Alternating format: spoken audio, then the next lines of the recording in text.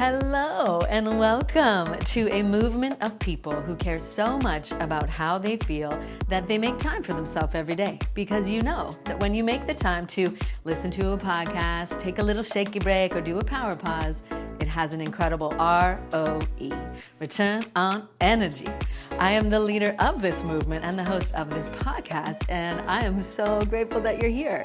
My name is Megan Nolan, and I'm the creator of the Mindful Strength Method, which is my unique combination of yoga, breathwork, and mental fitness that helps you to overcome anxiety naturally and be the leader that you truly are.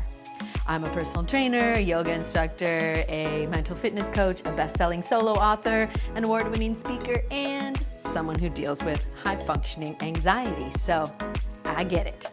So without further ado, let's jump into today's episode, shall we?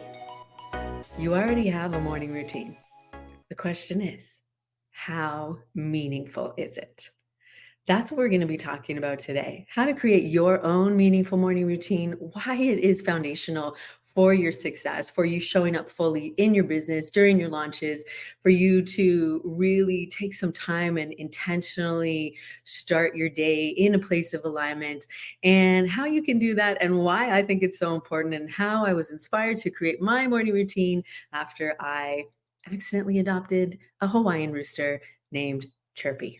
That is what we are going to be talking about today in this episode of the Purposeful Powerhouse podcast. So welcome back. Welcome back.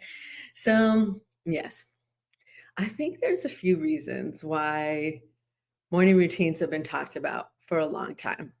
There's a few reasons why super uber duper successful people that you probably have heard of before, like Oprah Winfrey, Tony Robbins, Brandon Bouchard, Ariana Huffington, are huge advocates for morning routines because they allow you to start the day by bringing your focus back to your vision, back to your goals, starting in that aligned energy, taking some time to focus your mind, take control of your mind. Oftentimes they include movement, meditation, visualization, journaling. Again, they're all customizable. And the other thing is, no, they don't have to happen at 5 a.m. There's a huge 5 a.m. club, and that's cool. But the thing is that the most important thing about a morning routine, and this is the question I get a lot, is what's the best morning routine? Well, cheekily, I answer, the one that you're actually going to do, the one that feels good to you, right? Because all of these suggestions that I'm going to be sharing with you today and that you read in the 5 a.m. club, or, the magical morning, or whatever it is that you have heard about before, it's only going to work if you actually integrate it into your life and make it part of your routine.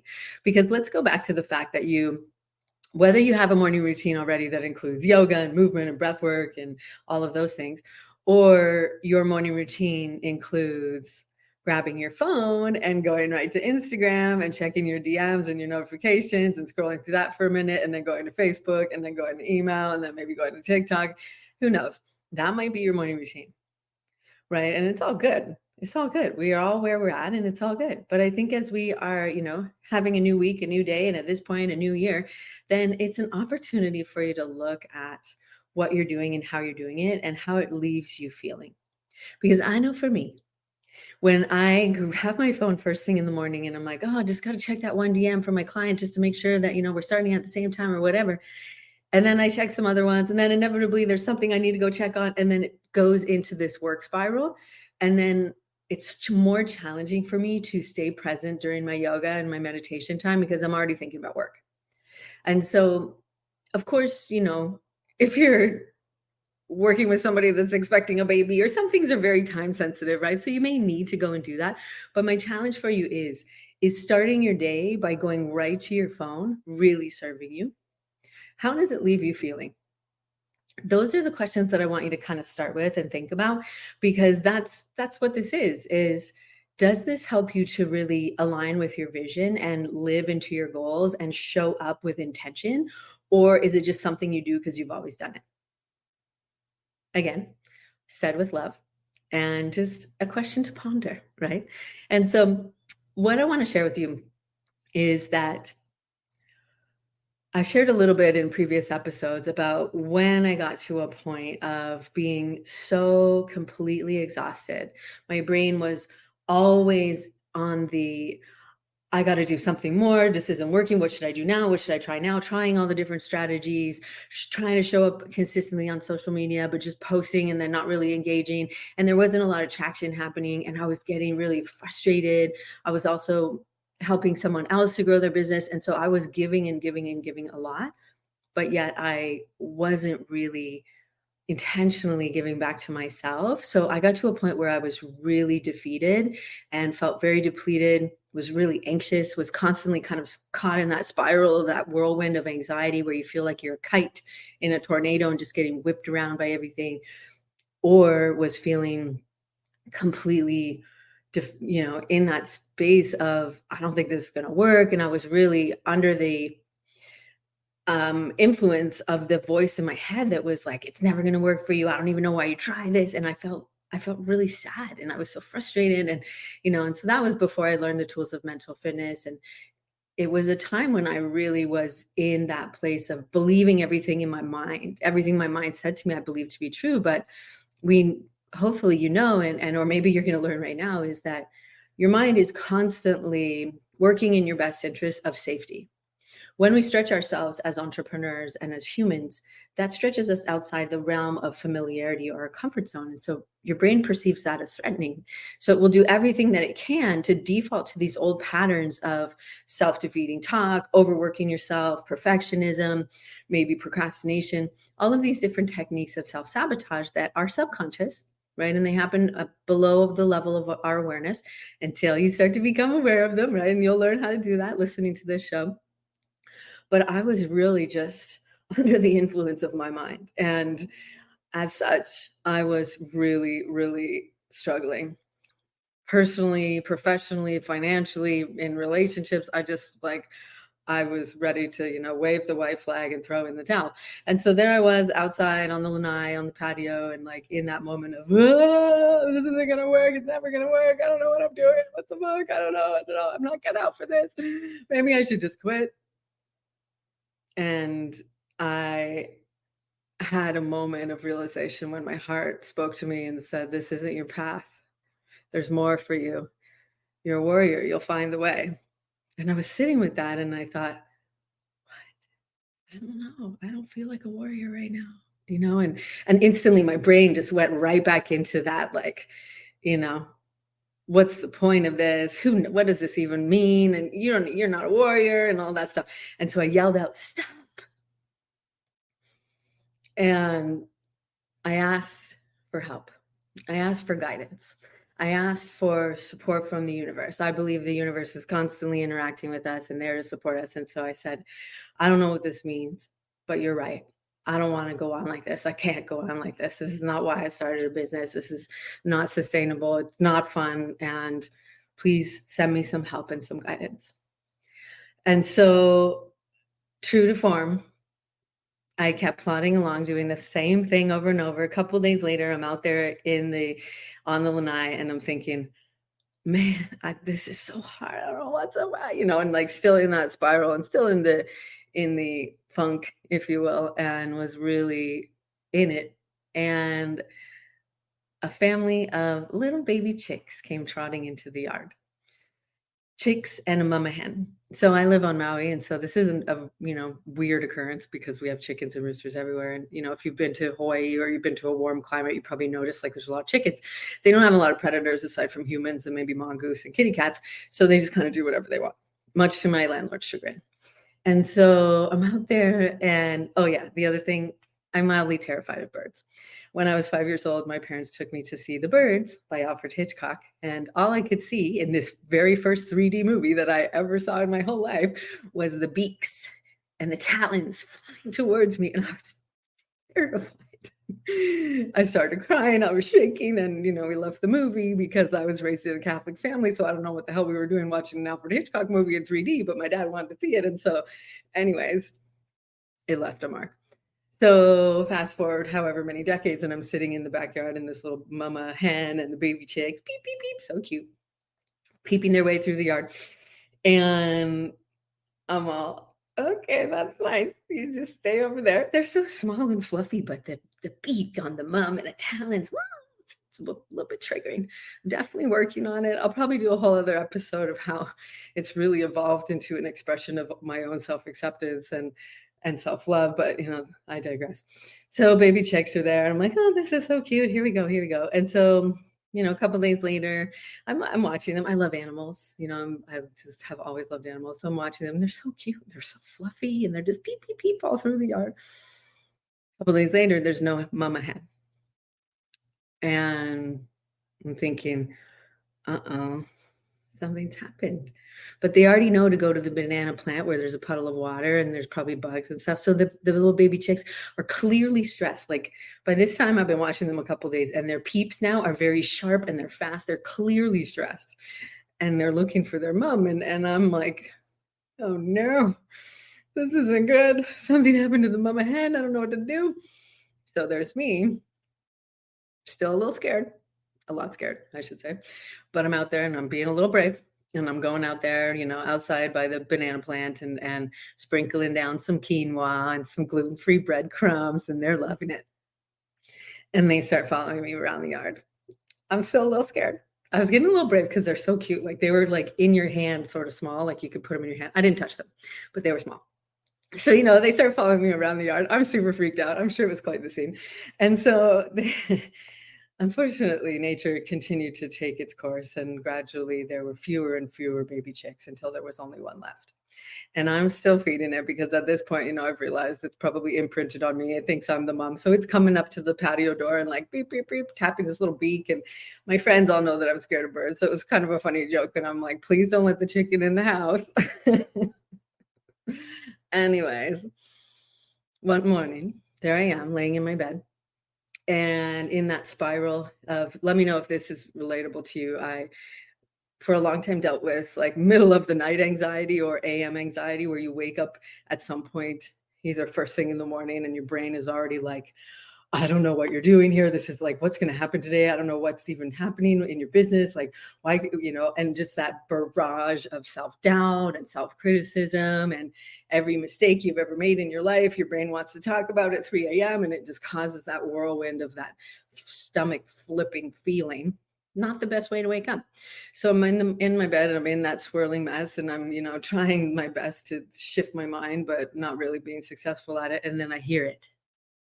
A tiny little cock-a-doodle-doo. And I thought, wait a second. I don't have any roosters in my yard. And then it got a little louder. It was still a little scratchy. It's a little louder. And I thought, oh. And I looked out the window, and guess who was sitting in the tree outside the window? A different tree than the tree that I had seen earlier. Chirpy the chicken, which is what I named it because it chirped a lot. Chirpy the chicken sitting in the tree just outside my window. But guess what? Chirpy is not a chicken. Chirpy is a rooster. Fun fact, unless you look closely, it's really hard to tell whether or not they're male or female until adolescence, when they get the opportunity and the ability to crow like a rooster. So there I was, thinking to myself, oh, that's great. Yeah, that's good. You adopted a rooster. He now lives in the yard, and he thinks you're his mom, and he's going to be here every day waking you up, and you barely sleep as it is. And then my heart said, hi. Hey, you remember a couple weeks ago when you were asking for help? And you said any form of guide would be welcome. Do you think it might be possible that the universe has sent you a rooster? A, because you're scared of him. B, because it's hilariously ironic. And C, because we'll soon to find out what other reasons maybe this might be helpful. And I thought, yeah, you're right. Maybe so. Maybe so. And the reality of living near a rooster is that you can't beat them. I mean, what's the expression? If you can't beat them, you join them. I'm certainly not going to be aggressive towards them. It's not what I meant. But I realized, okay, well, there's something to be learned from this fella that wakes up happy every day. And so I started to observe him. And I started to recognize that there was a few things for me to learn here. I had really gone the wayside with my own morning routine at that point, and I thought, well, this is really interesting because, of course, the classic totem of a morning routine is a rooster. And so I started to observe Chirpy, the rooster, and I recognized there are a few really powerful qualities about him that I think are really applicable to morning routines to make them more meaningful and impactful in your life. The first one is how consistent he was, how every day he would wake up and celebrate the new day. That celebration is another quality. We are given this day, it's not guaranteed. He would wake up every day. I don't know if you heard that, but one of them just went in the backyard. He'd wake up every day and celebrate, crowing to the new day. Oh, you can't even make this up. I don't know if you can hear it. I hope you can, but there's literally a rooster crowing in the backyard right now. I'm so happy. Celebrating each new day, right? So he would consistently celebrate each new day. And there's no other way that he could be anything but that because he was so deeply connected to who he was. He just was that, right? And that's something for us to remember because we get so in our head that we forget who we are at our deepest core and our truest essence. So how can you connect back to that true inner guidance of your heart? Right. So connecting back to who you truly are and doing something, or maybe it's just those few things that do this, or maybe it's movement or dance or something that allows you to feel truly confident. Because I kid you not, he would just crow it out, fluff his little feathers, do a little shaky break, and then go strutting across the yard with incredible confidence. So that consistency of celebration and connection and confidence became such a guiding light for me that I thought, well, this is clearly why I've been gifted this rooster. This is clearly why I have them still living in my yard, because for me, the morning routine had been, something that I'd used many times over to really come back into myself, to shift out of periods of sadness, to get grounded. And so I was still doing it. But as I mentioned, it wasn't particularly meaningful because I would just go out there and cry and swirl about in my head in the self-doubt and self-criticism and all of that. And then that's important. Of course, we always want to give ourselves the opportunity to process, but I was very much stuck in that pattern. And so seeing this about Chirpy, seeing that way that he just did this automatically every day and how powerful and potent it was for the way that he just showed up, because it allowed him to truly show up that way every day, I realized that that's what makes a morning routine. That's what makes a morning routine more meaningful. Is that it allows you to align fully to the truth of who you really are, that aligns you to your vision of how you want to show up every day in the world. Because otherwise we just go back on autopilot and we default to the very things that we did yesterday. Most of our thoughts operate as on a subconscious level, and they operate as the ones that we thought yesterday, unless we begin to use one of the pillars of being a purposeful powerhouse, and that is learning to think on purpose and be intentional with the way that you use your mind. And that's really powerful. So what I realized is that when you can begin to start your day with a more meaningful morning routine, it allows you to really do these things that are so essential, of learning to think on purpose, to move your body on purpose, to keep it strong and healthy, right? Because there's loads of science that shows us that productivity increases significantly when we exercise in the morning because of the oxygenation through the body and through the brain. Also with posture, your confidence level, right? If we think about one of those C's from the Chirpy framework, of your confidence level is directly impacted when you feel strong and you feel grounded and you feel healthy. That changes the way that you show up into a meeting or a Facebook Live. It changes your body language. It changes the way people perceive you. Your energy is very different when you're in up, open, strong posture versus when you're weak and slumped.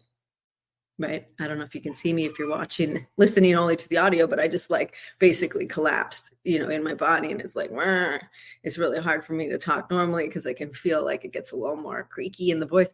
So moving your body so that you can show up intentionally, so that you can show up feeling vibrantly energized and magnetic, authentically confident. So how do you create your own morning routine that is more meaningful, that aligns you with your vision? Well, the precursor to that is knowing what your vision is, right? What are your goals? What do you see for yourself in your business? What are you working on a monthly basis? I'm not big on a whole year plan. I like a singular focus, and then I go 90 days at a time, because for me, it's easier for me to stay in that flow. Otherwise, I get overwhelmed and I stop. But anyways, what is your vision and what do you want to really focus on this year? And who is the version of you that lives in that vision, right? How do they walk and talk, and what have they let go of? What beliefs do they have? That all of that sort of investigation that you can really sit into to truly begin to have that information so that you are connecting to it daily or often throughout the week. Okay. And so that's the precursor to the morning routine, is knowing where you're going. So you've expanded your vision, right? You expand your vision. And so the first step, so meaningful morning routine, the acronym gives you the 3 core pillars of a meaningful morning routine. So the first one is M, and that's where you meditate on your vision. And that's where you begin to realize what you get to let go of, what you no longer have the space and time for, the old patterns of self-criticism or self-doubt or playing small or being inconsistent or whatever it is, deciding that you're no longer allowing that to pass by your conscious awareness because that doesn't align you with your vision. So sitting in that for a moment, but then having that conscious decision of, okay, what does your vision feel like? What is it going to feel like when you grow your movement to hundreds of entrepreneurs around the world? What is it going to feel like when you're able to serve your clients at a very high level and you're seeing the ripple effects into their life? Whatever it feels like for you, whatever your vision is, that's what I want you to get into, the energy of your vision. And then the version of you that is in that vision, meditate on their beliefs. And this is where we can start to integrate some of the tools that you may already like, as in a more traditional style of meditation, or maybe visualization, seeing yourself walking on the stage, seeing yourself holding your book, whatever it is, right? And you can integrate some journaling, gratitude, maybe some tapping, whatever forms of mindfulness or focus attention of the mind you enjoy, that would fit into this first pillar of the meditation. Okay. And I'm open to ideas, because sometimes meditation is movement, it's walking, it's chanting, it doesn't have to be necessarily sitting on the cushion with the incense lit and, traditional style, although that's beautiful if you like it. Typically for myself and many other really busy brained entrepreneurs, that's really challenging. And so we don't do it. And so what ways of meditating actually are doable for you and enjoyable for you so that you get the benefit, right? That's the thing, is in order for us to get the benefit, we got to do the thing, right? Okay. So first M of the meaningful morning routine is meditation. Second M, movement. This is where you're moving your body on purpose to keep it strong and toned and fit and energized, right? To rev up your metabolism, to oxygenate your whole body because you're moving. So move in a way that feels good to you. Maybe that's going out for a walk. Maybe that's doing some yoga. Maybe it's working out. Maybe it's dancing. Maybe it's Tai Chi, whatever it is, move your body. Many entrepreneurs live life as an out-of-body experience, in that they live from the neck up. But beautiful one, you have a body that needs and deserves your love, care, and attention. It should not be an afterthought. It literally is the vehicle that gets you to the finish line. It is the tool that you are using on a daily basis. And we want to make sure that you're taking care of it, right? Think about it. When you get something really nice and new, like when I got my current car, it had rarely been driven. And so there's like barely any sand in it. It was super clean. And I was like, I'm going to treat this really well. And I was so good about cleaning it and maintaining it and all the things. And then I started to kind of just get in my groove again. And I got out of habit with it. But think about it. When you've invested in something of a very high quality, you take really good care of it, right? You tidy it up, you take it to the mechanic, or, whatever it is that you do when you have this investment. Say it's a car, right? You make sure you put the good oil and the gas and da. Yet with our bodies, we tend to treat it like an afterthought. So some sort of movement that feels really good to you is super beneficial to include in your morning routine, because it helps you to embody the intention. And so that's where you can really move your body in a way that really helps you to drop into that powerful grounded energy, right? The version of you that lives in your vision, how do they move? How do they walk? How do they talk? So we want to make sure that you're healthy so that you can do the things necessary to achieve the goals. The being, doing the doing is very important. And the being doing the doing has a body that deserves to be cared for, right? So that movement helps you to do that. And then, so that we have our meditation, we have the movement, and then we have repetition of your power statements. So power statements are much like affirmations or affirmations. I heard recently, what if something can be true? And so that we're having these statements to yourself, statements of fact, statements of belief that will help you to align your mind and integrate these new beliefs and new ways of being so that they become second nature to you, right? Because what we practice, we become. So this is where when you have that information from your vision, that vision version of yourself, and they have these statements of, I am powerful, I'm driven, I am focused, I show up, I take action, whatever it is, that's where I want you to start to really repeat the power statements to yourself. And that can be an intentional moment during your exercise, during your yoga, and dropping into the intention, giving your attention to that intention, right? The original AI, attention on the intention, and really repeating these power statements to yourself. So that's the essence of a meaningful morning routine, so that you can align yourself with your vision. And what this helps you to do is truly show up for yourself so that you can show up for others. It's like putting the water in the watering can so that you can water the plants, right? That's really where it comes back to, is because in order for you to do the things necessary to achieve your goals and live into your vision and make it a reality, it does take you showing up for yourself. And the ideal is to show up for yourself in a way that also supports your business growth, also supports your ability to show up vibrantly for your clients, your creativity, your focus, your productivity, all of that, because they're all interconnected, right? That's the holistic way of looking at you and looking at your business, is that all of these parts support each other. All of these parts support each other. And truly, especially when you are someone like myself and many entrepreneurs who are also working with challenges like ADD, ADHD, depression, anxiety, bipolar, then these are really powerful to have as your routines, so that you have something that you're doing consistently for your physical, mental, emotional, spiritual health. So that you have the morning routine, but look how there was so much room to play in each of those pillars so that you can be creative, right? We have that consistency, but we have the opportunity to have the fluidity within it that gives you the space to play. And that's fun, right? It kind of satisfies your shiny squirrel, restless tendencies of like, oh, I want to do something different now. I'm so bored of this. I haven't seen the results yet. And so we get to play within that framework of the MMR. So meditation, movement, and repetition of your power statements. So that's what I wanted to share with you today. I hope that that was really helpful. And so in the end, as you probably heard earlier, Chirpy and friends still live in the yard.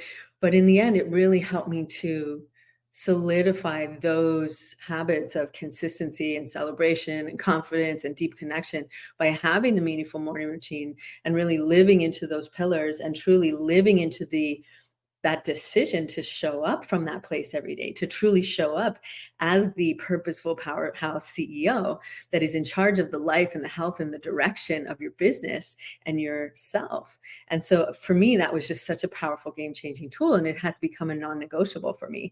And it's a non-negotiable at any point in my business cycle and sales cycle, because it is really directly impactful and beneficial, because your energy is everything and you can't fake your vibe, right? So if you pick up your phone and you go right into that spiraling, chaotic feeling inside a launch or inside a busy time during your business, then it's really hard for us, at least for me, to get back on track.